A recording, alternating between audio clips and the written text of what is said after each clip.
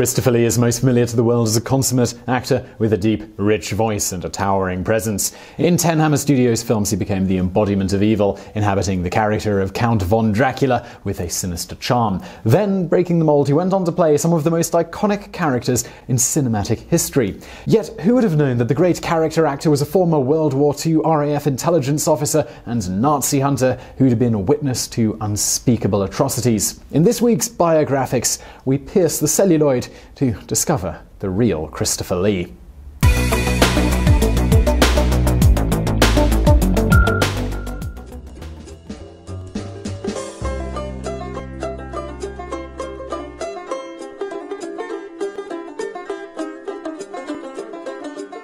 Christopher Frank Carandini Lee was born on May 27, 1922 in Belgravia in London. His father, Geoffrey, was a hero of the First World War, having been decorated for gallantry at the Battle of the Somme. At the time of his son's birth, he was a lieutenant colonel on the King's Royal Rifle Corps. Geoffrey was married to an Italian countess by the name of Estelle Marie. Blessed with great beauty, Estelle's heritage traced all the way back to Emperor Charlemagne. As a result, the Lee household was frequently visited by high-ranking figures of European nobility, and the young Christopher came into contact with some very interesting and important people. Christopher was the Lees' second child, with a sister Zandra having been born in 1917. However, the marriage was not a happy one, and when the boy was just 4 years old, his parents separated. For the next 2 years, the children lived with Estelle in Wengen, Switzerland, while their father remained in the Belgravia house. After 2 years, the marriage officially ended. While in Switzerland, Estelle enrolled her son in a preschool called Miss Fisher's Academy, which was located in Terratet. It was here that Christopher was given his first acting role, appearing as the lead character in the play Rumpelstiltskin. In 1928, Estelle and the children returned to England. Christopher was put into Wagner's private school in Queensgate, London. In 1929, Estelle married a banker by the name of Harcourt George St. Crew Rose. Lee's stepfather happened to be the uncle of a young writer named Ian Fleming, who would go on to create not only James Bond, but also Bond's arch-nemesis, Scaramanga, or the Man with the Golden Gun, who Lee would famously play on film a half-century later. Following the marriage, the family moved to Fulham. At the age of 9, Christopher was enrolled at Summerfields, a boarding school in Oxford. Lee enjoyed his time at Summerfields and quickly made friends and proved himself to be a gifted and studious pupil. Among his closest friends at Summerfields was Patrick Macnee, who would also carve a career as an actor and find fame as secret agent John Steed in The Avengers. Lee and Macnee both enjoyed acting and appeared in a number of school plays together. Summerfields was a feeding school to Eton College, and in 1935 Christopher sat the scholarship exam and was interviewed by the school provost. However, his maths ability let him down and he missed out on a scholarship by 1 place. If he was to attend Eton, his family would have to pay his way. Despite his mother's urgings, his stepfather was unwilling to foot the bill, so he ended up at Wellington College in Berkshire. It was at Wellington that Lee proved himself to be a brilliant linguist. He mastered French, Spanish, Italian, and German, and gained a passing knowledge of Swedish, Greek, and Russian. Yet, despite his academic prowess, he chafed under the harsh discipline that was meted out at the school. He hated the regular parades and weapons training that became more and more regular as talk of war became more frequent in political circles. So it was with some relief that he had to leave Wellington when his stepfather went bankrupt in 1939.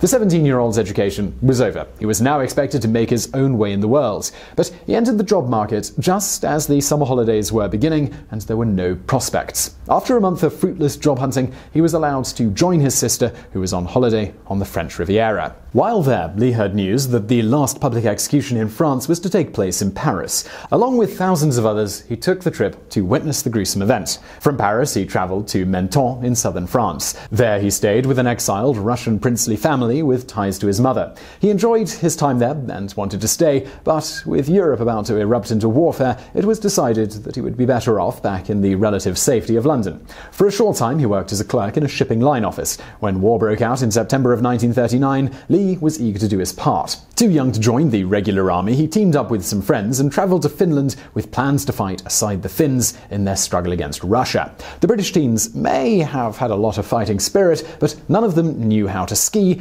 which rendered them virtually useless in the snow-covered battle terrain. They were politely thanked for their assistance and then strongly encouraged to return to England. Back in London, Lee resumed his work as an office clerk. In 1940, at the age of 18, he joined the Home Guard. It was around this time that his father, Geoffrey, died. Though he had great respect for his father's wartime endeavours, Christopher had no desire to follow his footsteps into the regular army. Knowing that conscription was not far away, he decided to enter the armed services on his terms. Consequently, he volunteered to fight in the Royal Air Force.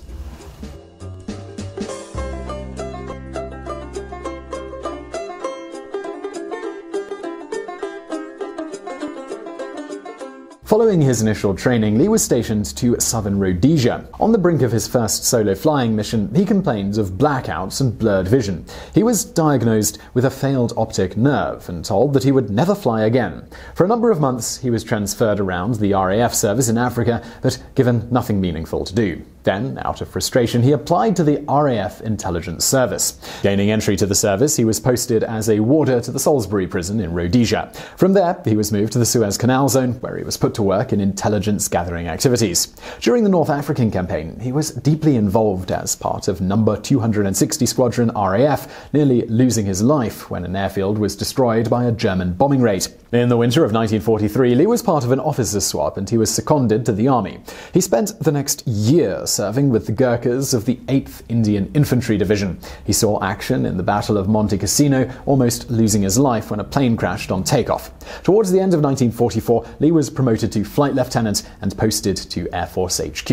When the end of hostilities finally came in April of 1945, he was given a position in the Central Registry of War Criminals of Security Suspects. He had become essentially a Nazi hunter. The work was top secret, and we have few specifics about what he did. In a later interview, however, he did say this: "We were given dossiers of what they'd done and told to find them, interrogate them as much as we could, and hand them over to the appropriate authority. We saw these concentration camps. Some had been cleaned up, some had not."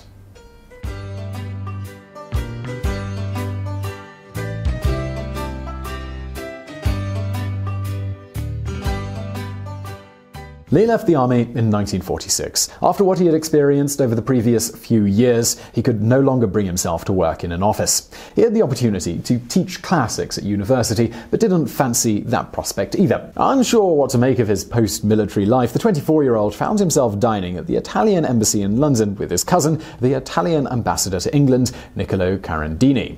Out of the blue, Carandini looked at Lee and said, "Have you ever thought of being an actor?" Taken a little off guard by this, Lee replies, "No, I don't think so."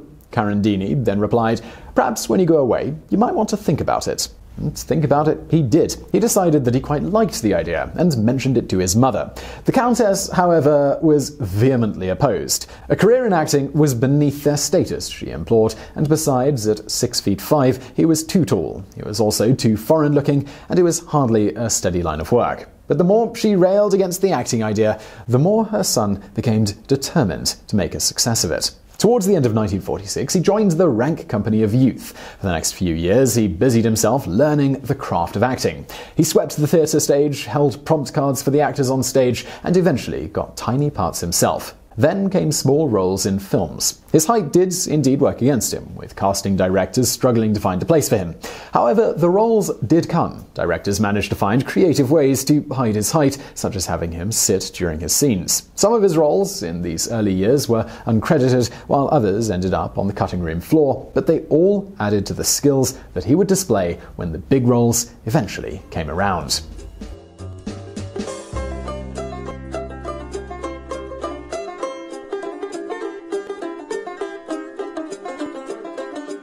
In 1957, Lee was hired by Hammer Film Productions for his biggest part yet. He was to play the monster created by Baron von Frankenstein, who was to be played by his good friend Peter Cushing. The movie, called The Curse of Frankenstein, found an immediate audience among lovers of horror who clamored for more. Hammer decided to satisfy the demand with a cinematic take on the Bram Stoker classic Dracula, with Lee in the lead role. The movie, released in 1958, was a huge hit, with Lee's sinister yet charming take on the fanged Count forever embedding itself in the public consciousness. Dracula, that was the movie that turned the struggling 36-year-old journeyman actor into a star. He later recalled, "It brought me a name, a fan club, and a second-hand car, for all of which I was grateful." The Dracula movie was both a blessing and a curse for Lee. It inevitably typecast him, and it tied him to appear in a succession of sequels, each one worse than the last. When he tried to bring the series to an end, he was, in his own words, blackmailed by Hammer executives who would remind him how many people he would put out on the street if the next movie was not made. Lee played the part of Dracula 10 times and increasingly grew tired of the shadow that it cast over his career. It took 8 years for the second Dracula to be released, by which time the first movie had made a tremendous impact all over the world. Yet, when Lee was handed the script for the sequel, he was horrified, not by the murderous things that his character was asked to do, but by the terrible dialogue that he had been given. As a result, he refused to do the lines, which is why Dracula does not say a single word in 1965's Dracula, Prince of Darkness. He was also concerned that the character of Dracula was getting further and further away from what Bram Stoker had in mind when he wrote the book.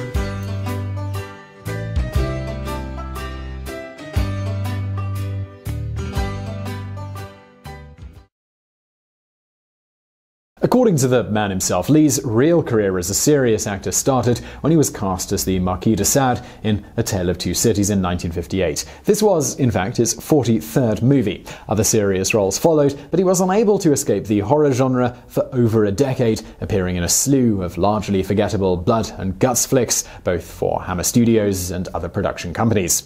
In 1962, Lee auditioned for a role in the World War II classic The Longest Day. It is ironic that despite his distinguished service for his country during the actual war, he was turned down because it was felt that audiences wouldn't accept him as a military type. From 1965 until 1969, Lee, despite his obvious English bearing, starred in a series of movies in which he played the villainous Oriental Fu Manchu.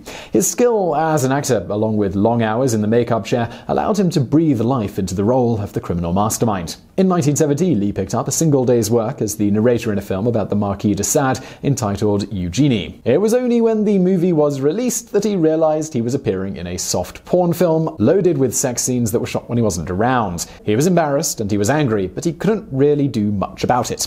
Lee credits his role as Sherlock Holmes' smarter older brother Mycroft in the 1970s movie The Private Life of Sherlock Holmes as the role that allowed him to finally break free from being typecast as the horror guy. 3 years later, he played Lord Summerisle in what is considered the best movie he ever made, The Wicker Man. Lee was so taken with the book Ritual, upon which the movie is based, that he offered his services free of charge. The film has become a cult classic, and it is considered one of the best British movies ever made. In the mid-1970s, Lee appeared as Comte de Rochefort in The Three Musketeers and its sequel, The Four Musketeers. During a fight scene, he received a knee injury which would plague him for the rest of his life. Back in the early 60s, Lee's stab-cousin, Ian Fleming, who had made it big as an author, had offered him the role of the villainous title character in the movie adaptation of his James Bond novel, Dr. No. Lee accepted the role on the spot. However, Fleming hadn't cleared Lee with the producers, and they had already chosen their man. A dozen years later, Lee finally got his chance when he landed the role of Francisco Scaramanga in the 10th Bond film, The Man with the Golden Gun. Lee breathed life into this character as well, who Fleming had written as a rather bland bad guy lacking any real depth. The writer was delighted with the portrayal, claiming that Lee had created the sinister counterpart to James Bond.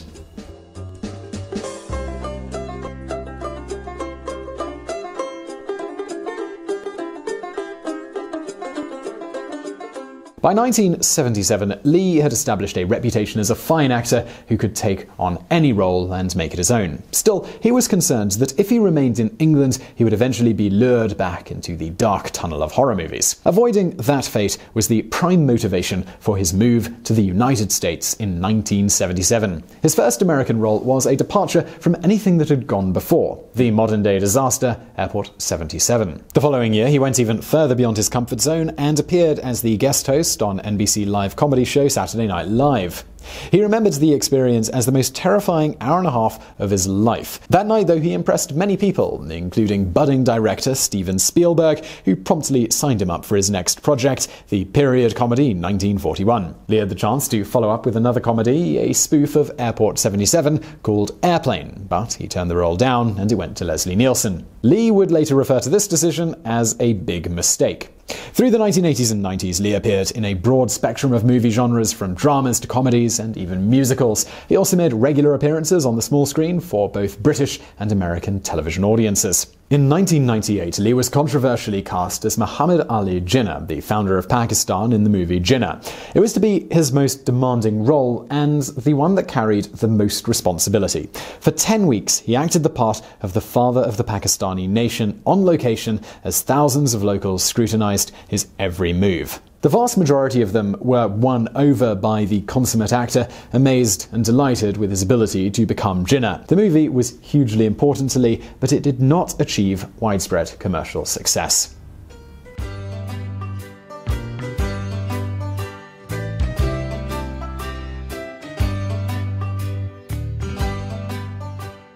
Lee had been a lifelong fan of the J.R.R. Tolkien Lord of the Rings series of books, reading them annually. He had once actually met Tolkien and for decades had harbored the desire to play the role of Gandalf. What he was offered, and immediately accepted, was the part of Saruman in the trilogy, to be directed by New Zealand director Peter Jackson. The role brought him to a new generation of fans who were enthralled with his commanding performance.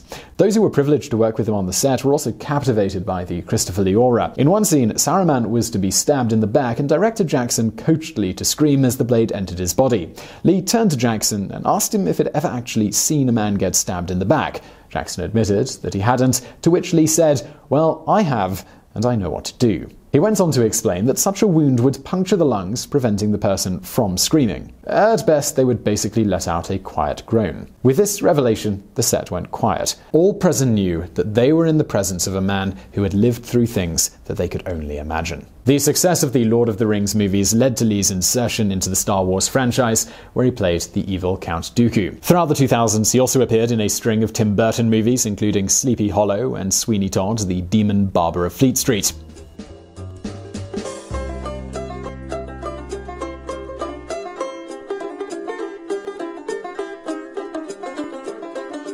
In 2011, Lee embraced his roots by appearing in his first Hammer film in 35 years, The Resident, along with Hilary Swank. While filming in Mexico, he suffered a back injury and had to undergo surgery.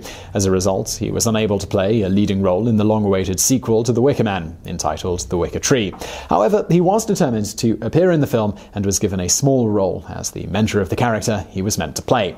Although in his late 80s, Lee was insistent that he had no intentions of retiring from acting. He often said that making movies had never been a job to him, it was his life. It gave him meaning, and it gave him purpose. With respiratory problems and a dodgy heart, he couldn't accept as many roles as he had in earlier days. Still, he was kept busy with voiceover work and narration work, and at least one major production each year. His final movie was an independent production called Angels of Nothing Hill. Christopher Lee died on June 27, 2015 at the age of 93. The official cause of death was heart failure. In the tributes that flowed, he was recognized as appearing in 208 films, more than anyone else in history. Those myriad roles allow him to live on, enabling his millions of fans, both old and new, to experience the presence of a true giant of cinema. So I really hope you enjoyed that episode of Biographics. If you did, there's a couple of things you could do right now. One is hit that like button below. Also, if you want more stuff like this, we put out brand new videos every Monday and every Thursday. So hit that subscribe button below. And subscribe button doesn't do what it used to on YouTube. If you actually want to get a notification about these videos, please do hit that bell button next to the subscribe button, and that'll send you a notification every time, every Monday and Thursday when we put out a new video. Also, if you want to watch something else right now, stuff from the archive, over there on the right. And as always, thank you for watching.